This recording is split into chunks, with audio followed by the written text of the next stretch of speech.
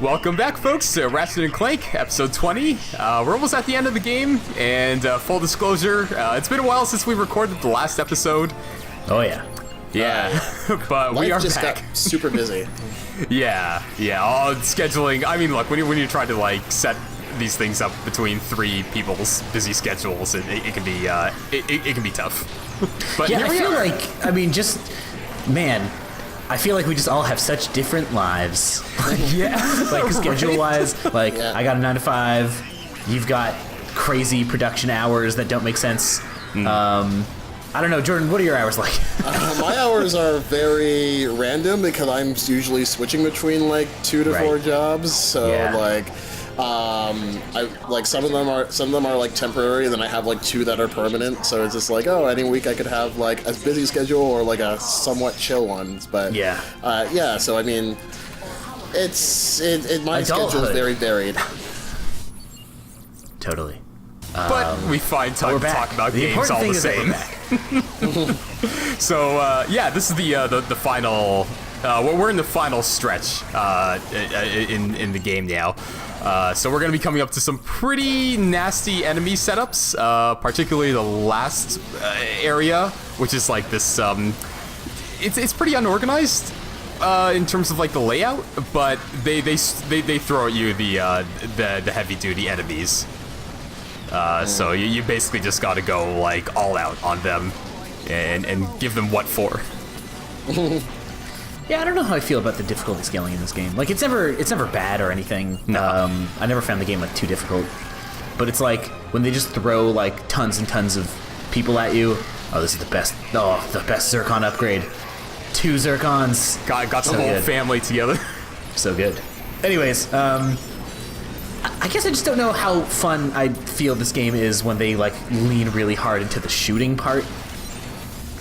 Like, I really like when it sort of switches between a lot of stuff. Like when it's like, oh, do some shooting stuff over here, and then here's a cool gadget thing you got to do, and Here's a grind Here's some section. platforming. Here's some stuff. What do you think of the because like you were saying, like yeah, they sort of throw a bunch of like sorry, what I mean to say is like, I feel like they ramp up the difficulty not really with the enemies, but just in the amount of enemies that they totally. throw at you. Yes. Yeah. Yeah, I agree. So it's like basically any given Dynasty Warriors game.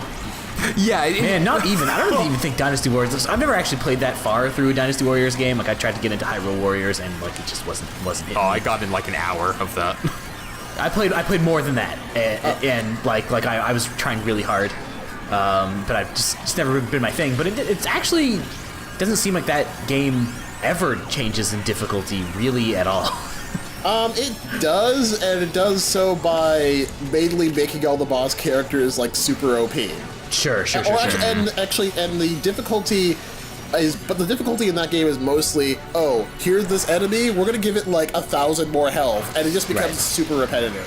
Right. The thing about Hyrule Warriors, which is kind of weird, is like, I have a very weird opinion. I'm not sure if I've talked about this before. I have a very weird opinion on the game because, like, if I'm having a good day and I play Hyrule Warriors, I will be completely bored. I will be completely just out of it. I can't tolerate that game for very long.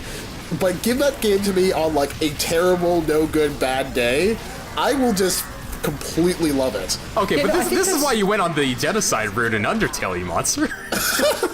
I think this is actually like a reason why people actually get into those games, which is that like, you know, they're not super difficult and they're pretty simple, but like they're what I would call like okay. I have my own gripes with Hyrule Warriors that take it out of my own personal reasoning for this sort of thing, but I think they are what a lot of people would consider like a podcast game, in that like they're games where like, you know, you toss them on, but you're kind of paying attention to something else while it's on, like maybe you're gonna watch something in the background, or maybe you're gonna listen to something, and I really love games like that. Like to me, I don't like Hyrule Warriors because I didn't have a super great time playing it even as a podcast game, and like don't really like its progression systems all that much.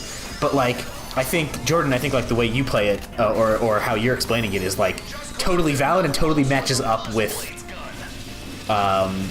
why I've heard other people like those games. Yeah, I mean, I know it, like, the Warriors series has a following, and to be honest, like, I don't quite understand why, considering, like, it's the same game every time, but, like, to be fair, like, it has its quirks, it has like some good parts about it, and I actually do love like the redone character designs for that game. And as well as like the original characters, even if they are a bit like Lana's a bit too. Yeah, like, Linkle is good. Oh yeah, Linkle, but yeah, Linkle's like, fucking good. Yeah, but it's like stupid name, but but she's good. But yeah, but it's just like I find like my opinion of that game completely changes depending on my mood, and I've never actually had like a game like that before. No, that's cool. I think that's cool. You know, I think sometimes you just gotta space out and blow some shit up. You know? Yeah. And like not have to worry about a game being difficult, and not have to worry about really challenging your brain or doing anything like that. Yeah. Like sometimes you just need a mindless like. You know, I need to work through some shit in my brain and also have something else repetitive going on while I do that. Yeah, it's cathartic. Yeah, absolutely.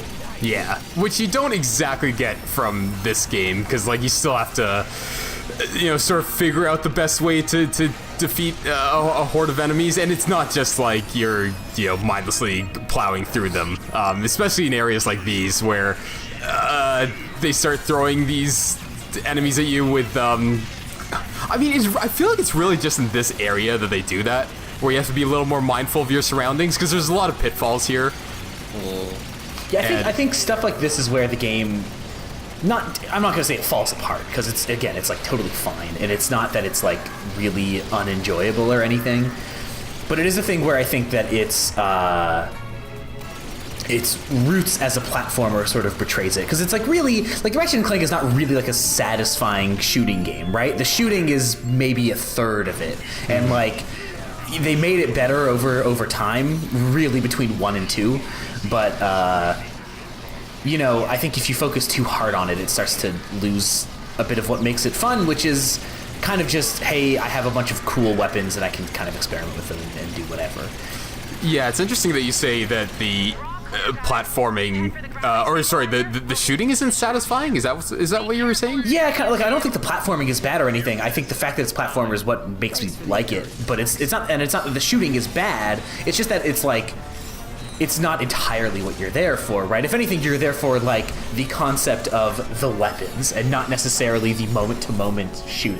Right? Interesting. Yeah, I would agree with you in regards to like the early Ratchet and Clank games, specifically the PS2 ones, because there I thought the platforming was really good, and just exploring the worlds was fun. Like it was very, you weren't just going. It wasn't very linear. Like you could travel like in a number of different pathways. In this game in particular, the 2016 reboot, it's an incredibly linear game. Like there aren't many branching pathways at all. So it really has to fall back on like on the like again like what you were saying. It falls back on like using the weapons, but it sort of fails in that regard too, because it doesn't give you the opportunities to really strategize against the enemies. Instead, it just throws hordes at you and says, "Here, go nuts."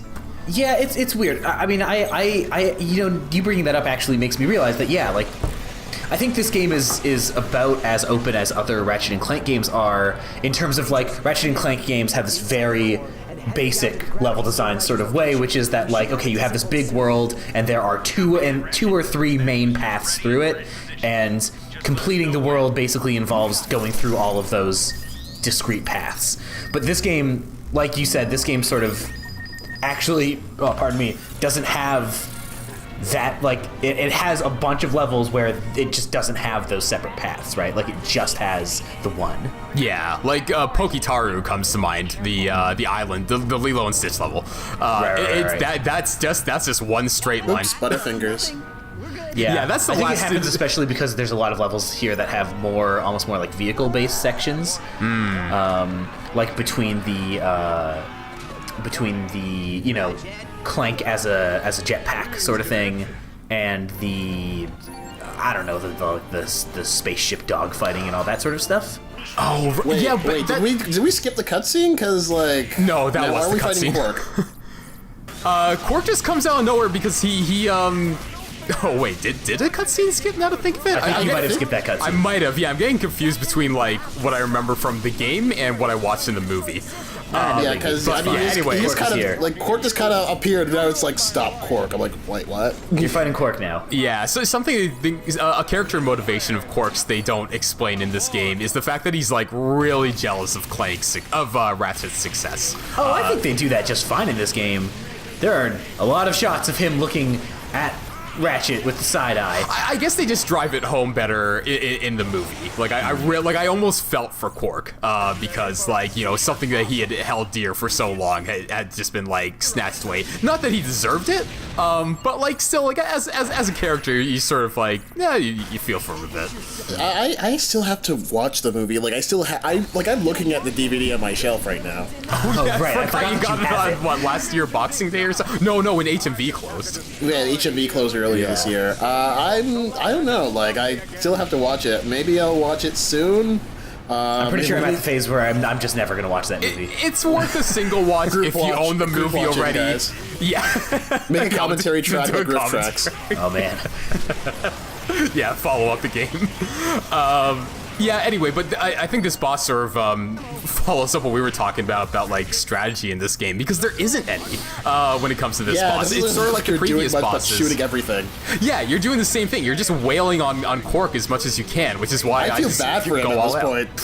I think part of it might be that like actually the weapon suite in this game is not super great. Like it's not one of the better ones, I think, in the game. Like I think it's fine. I think it's totally functional. I like that they made the Sheepinator actually useful. I think that's really cool. And Why like is he spinning like a ballerina? Quark has his own Groovatron that Yeah. forces you to dance. I think things like the Groovatron or the bombs are like they're fine, but I think it is one of the less exciting lists of weapons in the series.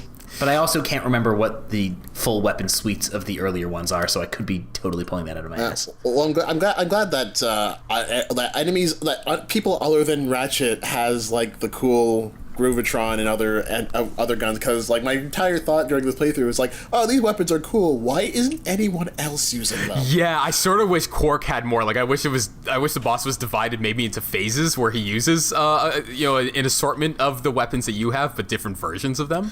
Like, I think it'd be really cool if he had like his own Sheepinator, maybe for a different animal though that he turns you into during the fight. That said, at the very end, I did pull out the Sheepinator, and it's unfortunate because you cannot turn Captain Quark into a sheep, and I found that disappointing.